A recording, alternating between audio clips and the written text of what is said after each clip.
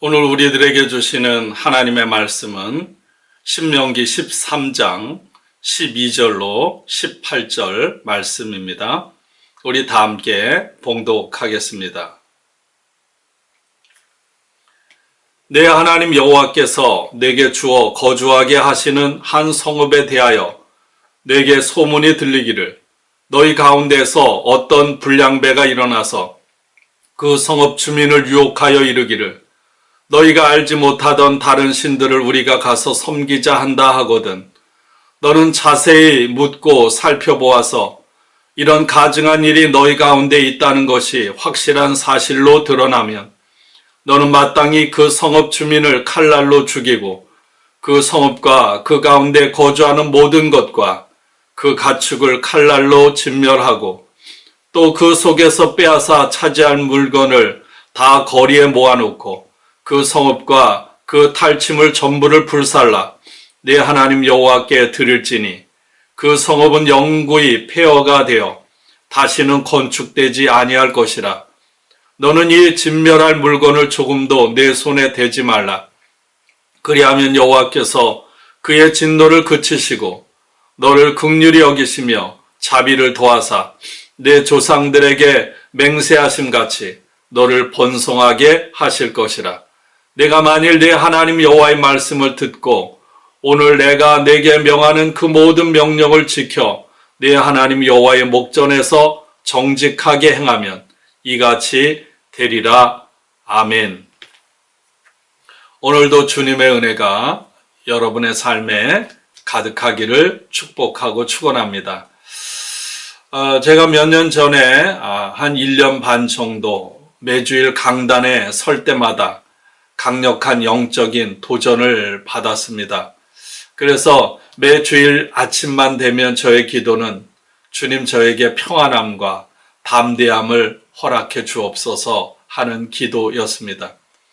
하나님의 말씀을 전할 때 의도적으로 대적하는 그 모습이 설교 시간 내내 제 눈과 제 마음을 사로잡아서 말씀을 제대로 전할 수 없게 만들었습니다. 호흡은 가빠지고 가슴은 무언가로부터 맞은 것처럼 아팠습니다. 그렇게 매주일 반복이 되었습니다. 그러다가 어느 주일인가 하나님께서 저를 강하게 책망하시는 것 같은 마음이 들었습니다. 왜 너는 한 사람으로 인해 예배에 참석하는 모든 교인들에게 하나님의 말씀을 온전히 전하지 못하고 있느냐? 너를 보고 집중하고 하나님의 말씀을 듣는 사람들을 생각하지 않느냐라는 책망이었습니다. 놀라운 것은 그 순간부터 앞자리에서 의도적으로 대적하던 그 사람의 모습이 제 눈에 들어오지 않았습니다. 마음도 평안했고요. 가슴도 아프지 않고 호흡도 가쁘지 않고 더 이상 신경 쓰이지도 않았습니다. 무엇보다도 제가 무엇이나 된다고 온 마음을 다해서 전하는 말씀을 사모함으로 한순간도 놓치지 않고 집중하는 그런 모습을 보였던 분들에게 너무나 고맙고 감사했습니다. 특별히 잊을 수 없는 그런 몇 분들이 생각이 납니다.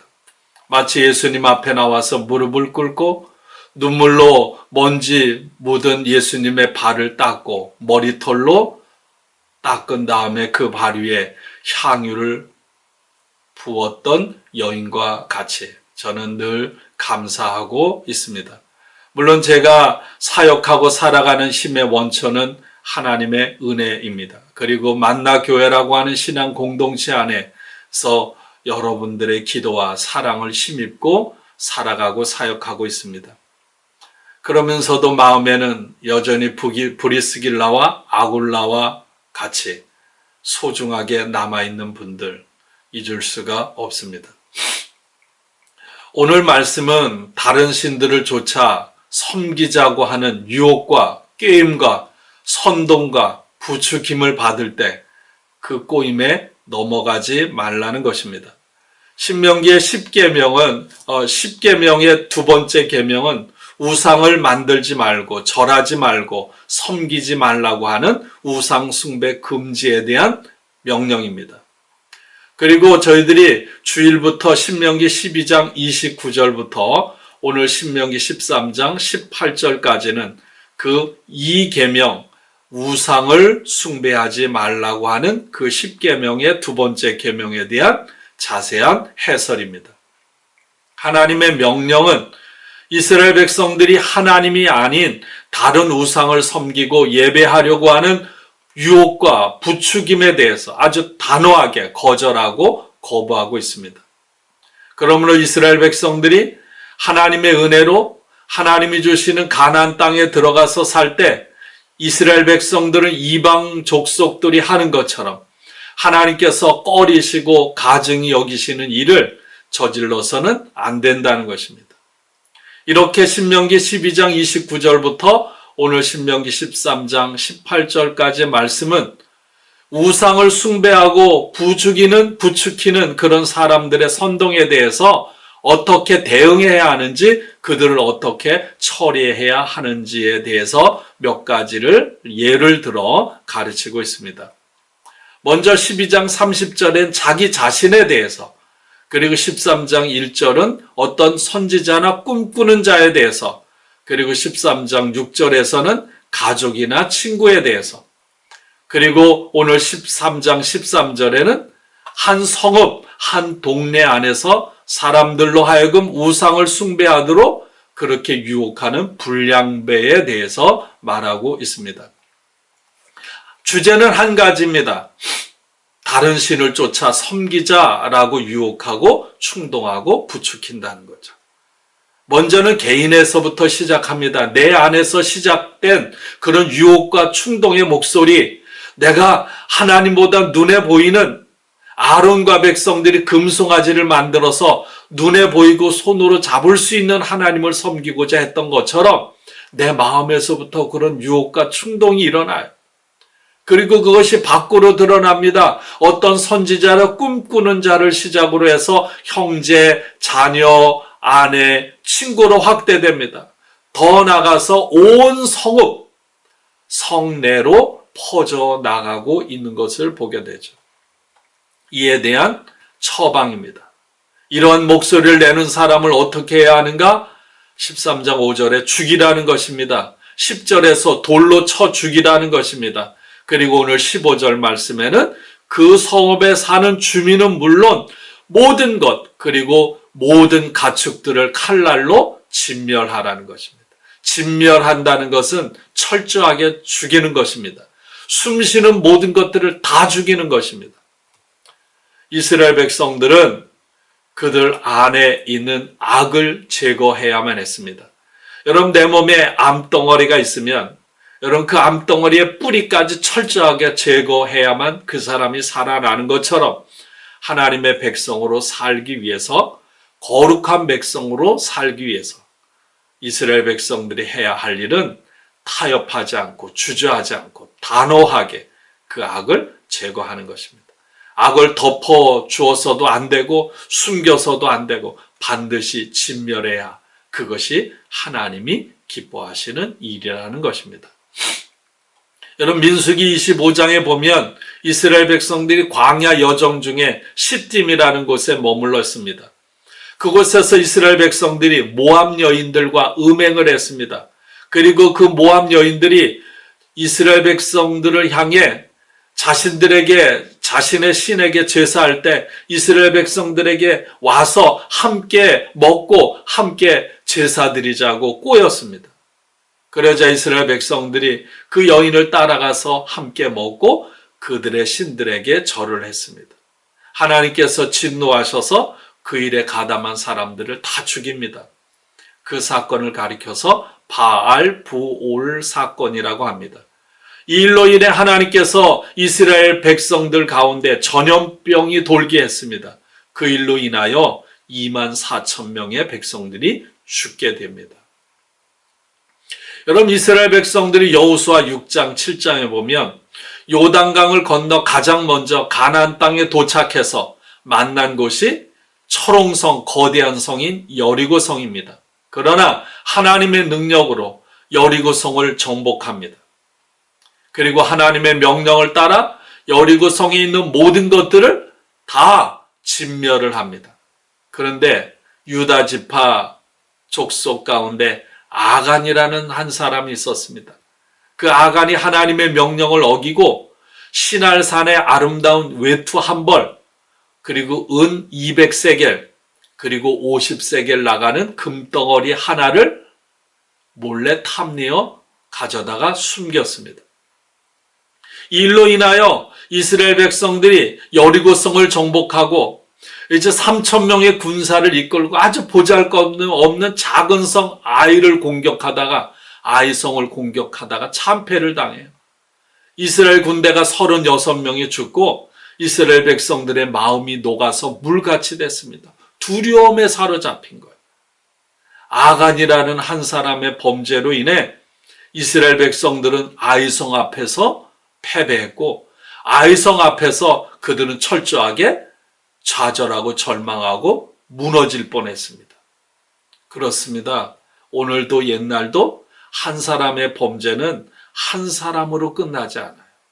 그 자신은 물론 그가 속한 가정, 그가 속한 사회, 그가 속한 나라 전체가 망하는 엄청난 결과를 가져오는 것입니다. 여호수아와 백성들은 아간을 돌로 치고 물건들을 그곳에서 불태우고 그것에 돌무더기를 쌓았습니다. 그것을 가리켜서 우리는 아골 골짜기라고 합니다. 그렇게 했을 때 이스라엘 백성들을 향한 하나님의 진노가 그치게 되었습니다. 우린 이렇게 물을 수 있습니다. 하나님은 너무나도 잔인한 분이 아닌가. 거기에는 죄 없는 어린아이들도 있고 여러분 짐승들도 있는데 그러나 여러분 하나님을 배반하는 죄의 심각성이 얼마나 큰지를 분명하게 가르쳐 주는 것입니다. 하나님이 기뻐하지 않는 것은 여러분 조금이라도 단호하게 우리의 삶에서 제거해야 하는 것입니다. 하나님을 버린 그런 성읍을 진멸할 때 여러분 아간처럼 탈취물을 여러분 일체 손을 대서는 안 되는 거죠. 하나님이 하라고 명령하신 것에 우리가 더 하나님보다 낫다고 의문을 달아서는 안 돼요. 비록 죄를 지은 사람을 죽이더라도 제거하는 일이 이스라엘 백성 전체가 사는 길이기 때문입니다.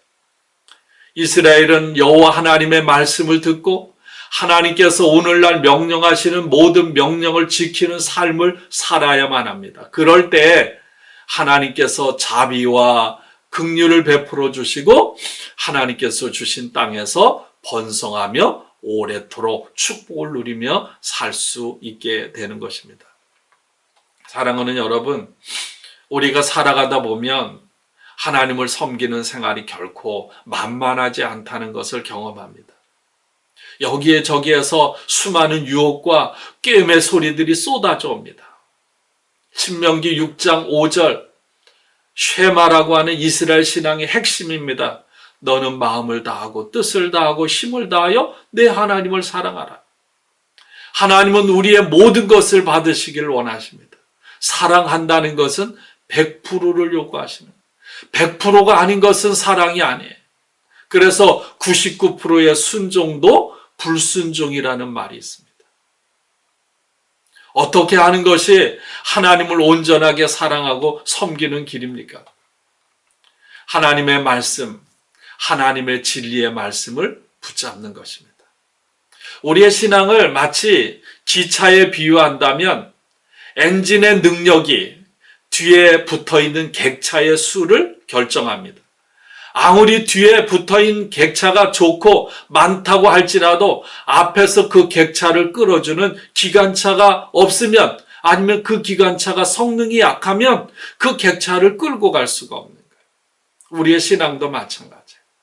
여러분 우리 신앙의 어떤 전통, 어떤 기적이나 능력, 프로그램 이것이 우리의 신앙을 끌고 가는 것이 아니라 하나님의 말씀이 끌고 가는 저와 여러분들이 하나님의 말씀의 사람이 되기를 원합니다. 이 코로나 바이러스로 인해서 여러분 집에 머물러 있는 시간이 많아서 무엇보다도 이때 여러분 우리들이 말씀을 가까이 할 시간이에요. 그래서 저희들이 지지난주에 요한복음을 읽고 지난주에 마태복음을 읽고 이번 주에는 마가복음을 묵상하는 것입니다. 여러분 이 일에 함께 동참함으로 좀 이 말씀의 사람이 되길 원하고요. 말씀을 통해 하나님의 음성을 듣고 예수님을 만나는 우리 모두가 될 수 있기를 원합니다. 여러분 예수 그리스도는 바로 육신으로 오신 말씀이십니다. 예수님 십자가는 저와 여러분들을 향한 하나님의 뜨거운 사랑, 감당할 수 없는 사랑을 보여주신 것입니다. 이로 인해 우리는 오늘 생명을 입은 거예요. 하나님의 자녀로 부름받은 새로운 이스라엘인 그리스도인으로서 저와 여러분들이 죽을 때까지 우리가 살아가는 삶의 모든 영역에서 큰 부분뿐만 아니라 아주 세밀한 영역에서까지 하나님을 사랑하고 하나님의 말씀에 순종하고 신실하고 정직하고 거룩하게 살아가기를 바랍니다. 세상 가운데서 빛과 소금의 삶을 살아가기를 원합니다.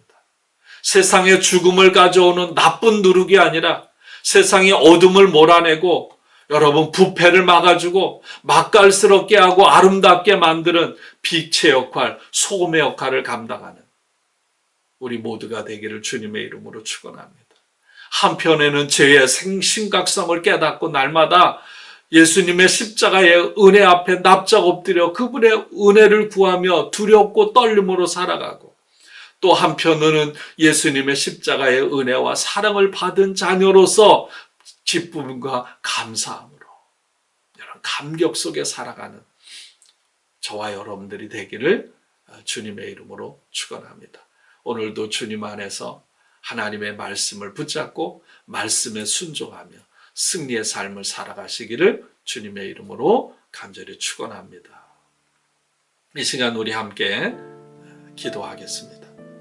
먼저 무엇보다 하나님의 말씀을 따라 말씀이신 예수님을 따라 거룩하고 그리고 하나님 말씀에 순종하는 삶을 살아가게 하옵소서.